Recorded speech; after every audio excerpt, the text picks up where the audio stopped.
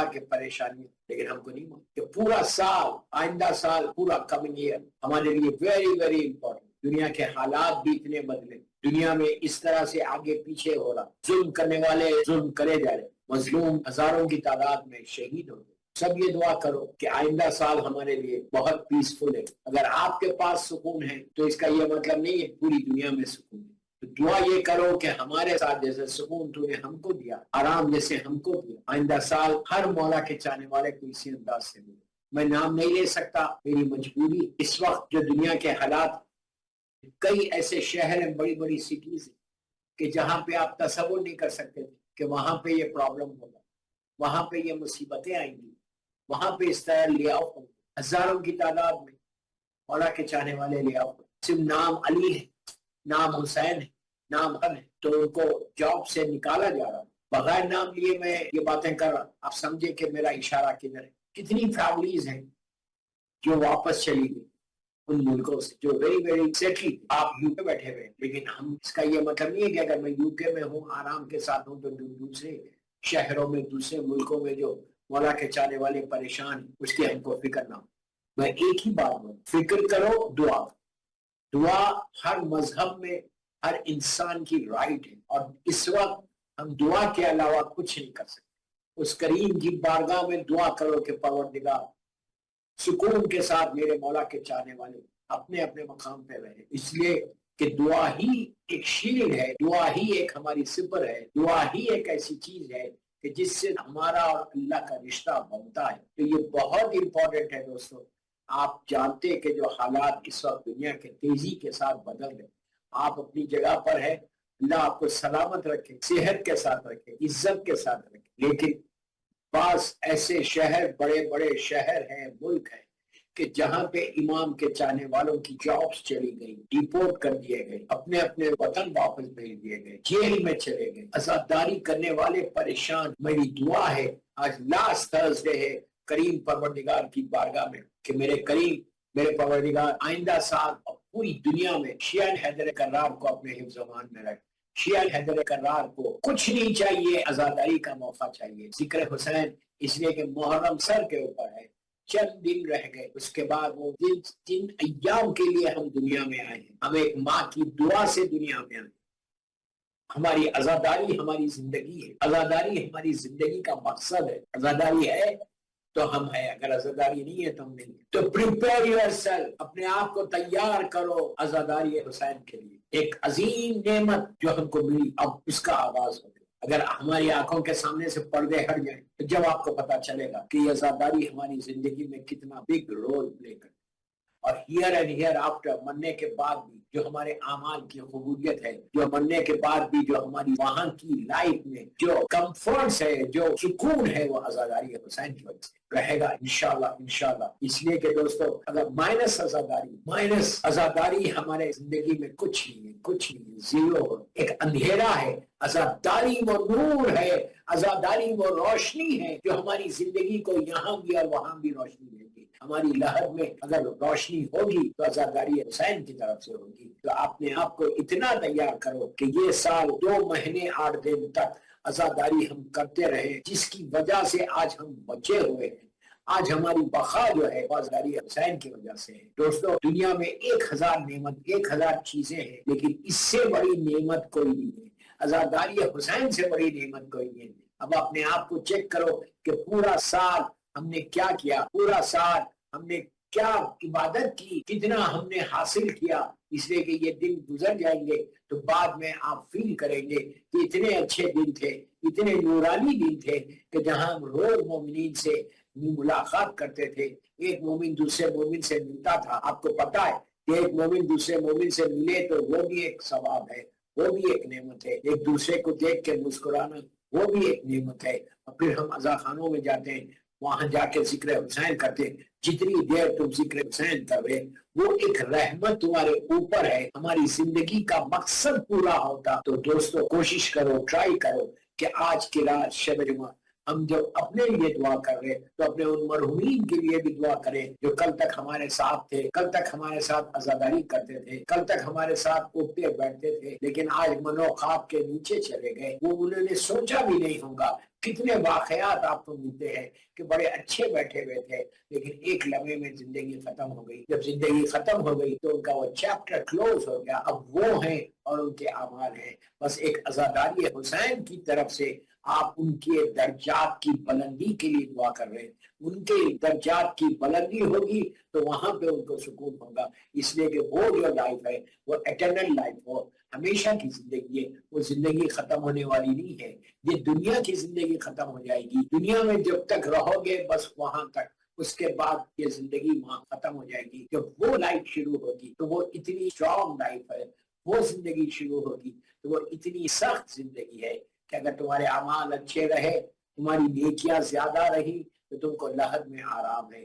یہ جو ہم مجلس کر رہے ہیں ہر شب جمعہ کو ایصال ثواب کی، کیوں کر رہے ہیں ایصال ثواب؟ ایصال ثواب ایک گفٹ ہے، ایک تحفہ ہے جو ہم مرنے والوں کو دیتے ہیں۔ یہ ایسا تحفہ ہے کہ ہمارا رشتہ ٹوٹ گیا، ظاہری طور پہ ہمارا کوئی لنک نہیں ہے ان سے۔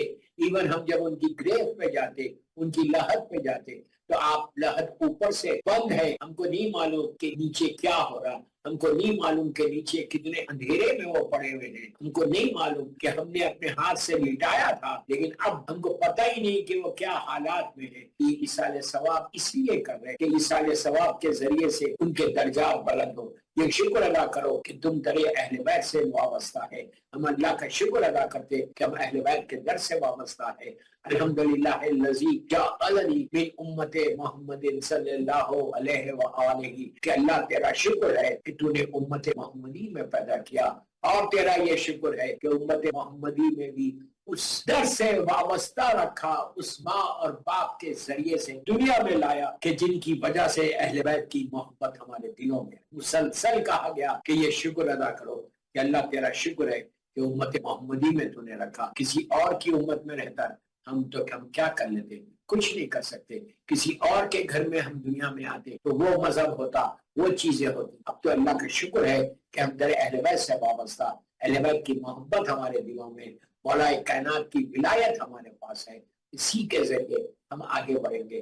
تو بس میری ریکویسٹ آج آخری شب جمعہ کی مجلس میں ایک جنرل میسیجز دے رہا کہ ہم کو سال بھر کا ریویو کرنا ہے کہ سال بھر میں ہم نے what we have done، ہم نے کتنی نیکیاں حاصل کی اور ہم نے کتنے گناہ کیے۔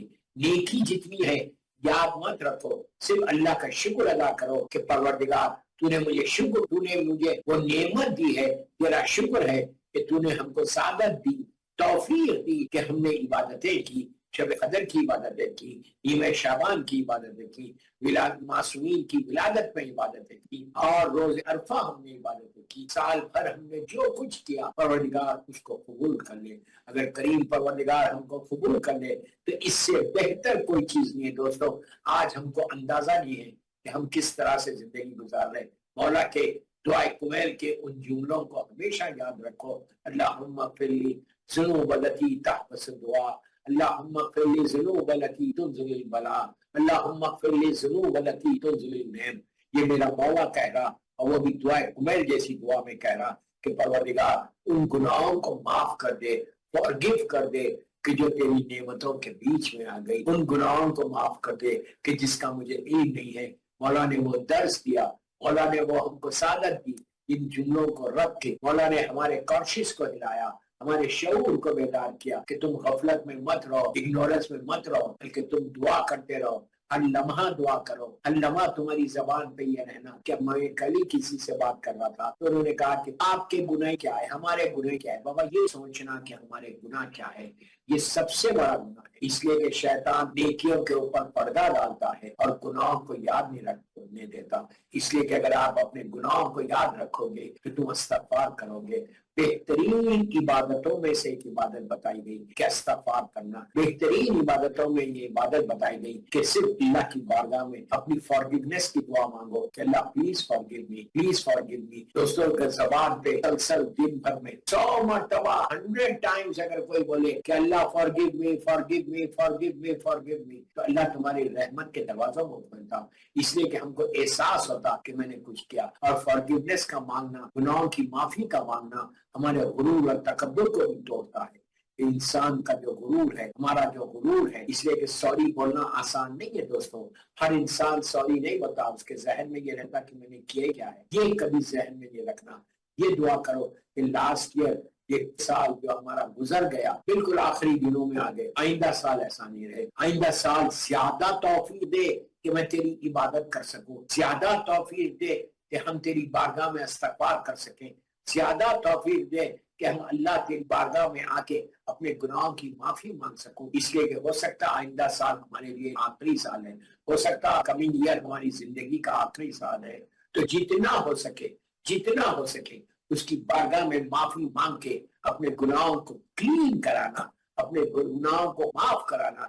اسی لیے اللہ نے سال میں 2 دن رکھے، 2 دن رکھے کہ اس وقت بھی کم از کم تمہارا شعور بیدار ہو جائے کہ تم اپنے گناہوں کو معاف کروا لو۔ ایک نیمہ شعبان کی رات، ایک شب قدر کی رات، اس رات کے بارے میں کہا گیا کہ وما ادراک ما لیلۃ القدر، تم کیا جانو وہ رات کیا ہے۔ اللہ قرآن میں بول رہا وما ادراک ما لیلۃ القدر، تم کیا جانو یہ رات کیا ہے، جس رات کو لے کے جا کر مظلوم شہزادی کونین سے ملایا گیا، جس رات کو لے کے جا کے مظلوم بی بی کا ذکر کیا کہ جس طرح معرفت شہزادی کونین کوئی حاصل نہیں کر سکتا، اسی طرح شب قدر کی معرفت کو کوئی حاصل نہیں کر سکتا۔ تو یہ بہت امپورٹنٹ ہے، اللہ نے رات رکھی، شاید تم اپنے گناہوں کو معاف کروا لو، شاید تم اپنے آپ کو معاف کروا لو۔ اس لیے کہ دوستو اسلام کی سب سے بڑی عبادت یہ ہے، سب سے بڑی عبادت یہ ہے کہ اس کی بارگاہ میں سر کو جھکا کے معافی مانگنا، اس کی بارگاہ میں سر کو جھکا کر یہ بولنا کہ اللہ معاف کر دے۔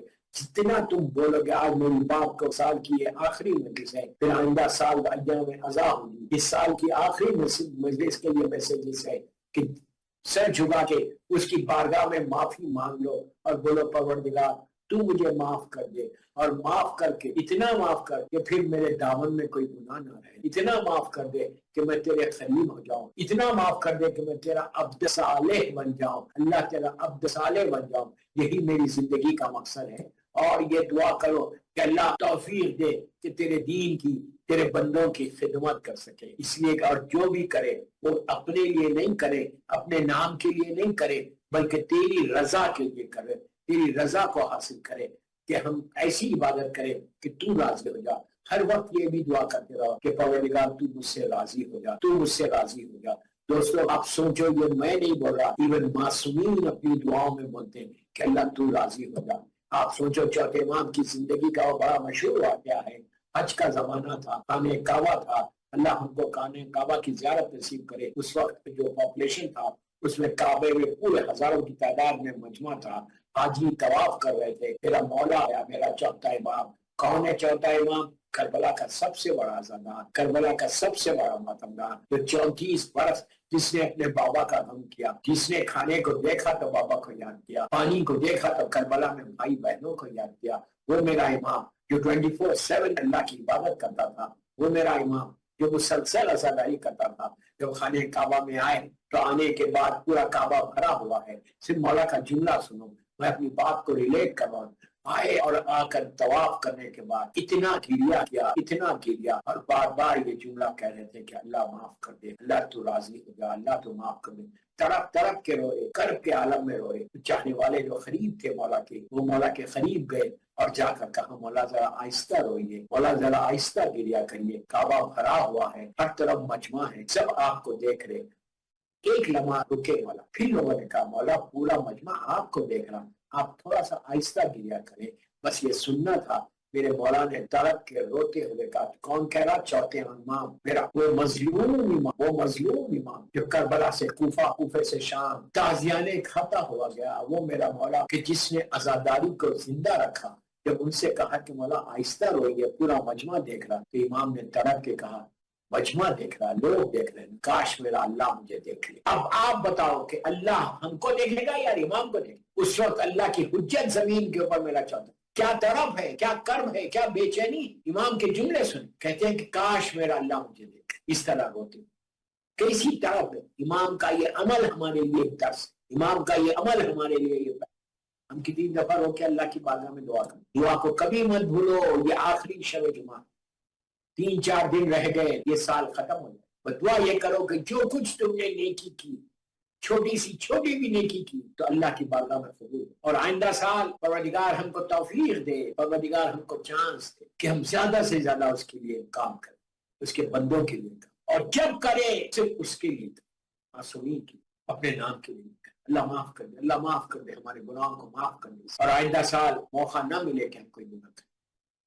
और शुक्र अदा करो कि इतने गुनाहों के बाद भी मेरे करीम ने हमको लास्ट ईयर पूरा अपनी रहमत के प्रोटेक्शन में रखा, अपनी रहमत के साए में रखा।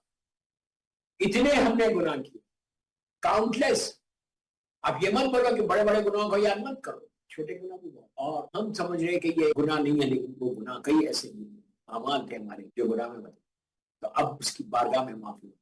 कितने लोगों को अजियत दी, कितने लोगों को हमने अपनी जबान से बुरा भला कहा, कितने लोगों को हमने अपने किरदार से, अल्लाह माफ करे, हमने लोगों को परेशान किया। कितने ऐसे गुनाह जो जबान से हमसे हो गए, हमको पता भी नहीं। आंख से हो गए, दिमाग से हो गए, हाथ से हो गए, हमको पता है। सारे गुनाहों की माफी, साल गुजरना। ये शुक्र अदा करो कि इतने गुनाहों के बाद करीम ने हमारे ऊपर कोई अजाब नाज़िल नहीं किया। अल्लाह माफ करे, अल्लाह माफ। इतने गुनाह, आप ये मत बोलो कि क्या गुनाह की बात कर।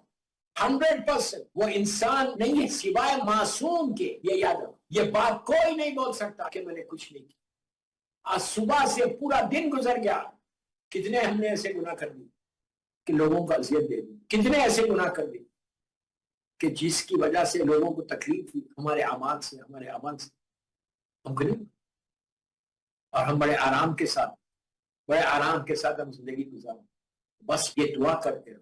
मैं आखिरी हिस्से में आप एक सलवात पढ़ लें, मोहम्मद व आले मोहम्मद। दोस्तों, ये रात बहुत इंपॉर्टेंट रात, और कल का दिन मेरे मौला का दिन, जमाने के इमाम का दिन, आखिरी जुमा है, last Friday of the year बोल सकते, लास्ट। उसके बाद मुहर्रम का जुमा आ जाएगा। और दुआ अब ये करना, अपनी दुआओं में ये ऐड करो कि अल्लाह अय्याम अज़ा, दौर अज़ा में हमको सादत दे, तौफीक दे कि इस साल हम लास्ट ईयर से ज्यादा अज़ादारी हुसैन करें, उसमें कोई कमी ना हो। कमिंग ईयर जो अज़ादारी आने वाली है मुहर्रम की, शुक्र अदा करो पहली मुहर्रम की चांद रात को, चांद को देख के ये दुआ कर कि बीबी आपके घर का गम आ गया, बीबी अय्याम अज़ा है, पूरे 2 महीने 8 दिन हम इतनी अज़ादारी करें, इतनी तौफीक दे आप हमको, इतनी सादत दो, आप सेहत के साथ रखो कि हम अज़ादारी हुसैन। आज ठीक हो सकता कल तबीयत खराब हो, बस दुआ ये करो कि अल्लाह 2 महीने आप इतनी ताकत देना कि हम अज़ादारी हुसैन मौला के गारी, कि जिसके लिए हम दुनिया में आए, जिसकी वजह से आज हमारा एग्जिस्टेंस है, जिसकी वजह से आज हम जिंदा हैं, जिस आजादारी की वजह से आज हमारी पहचान। अगर आजादारी नुमाइंदा सरारी है, हमारे पास कुछ नहीं है, कुछ नहीं, कोई किसी को याद नहीं रखता, सिर्फ आजादारी हुसैन की तरफ से हम बचेंगे। तो इस आजादारी की इंपॉर्टेंस को समझो। जब मौका मिले मजलिस करो, अगर नहीं जा सकते अजा खाना तो मजलिसों को स्पॉन्सर करो।